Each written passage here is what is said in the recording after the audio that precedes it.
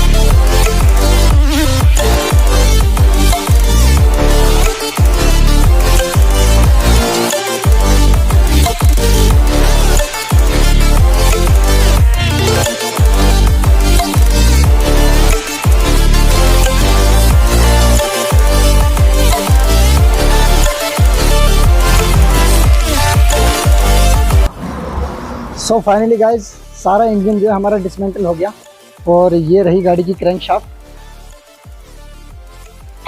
और ये रहे हमारे गाड़ी के चैम्बर दोनों इंजन के।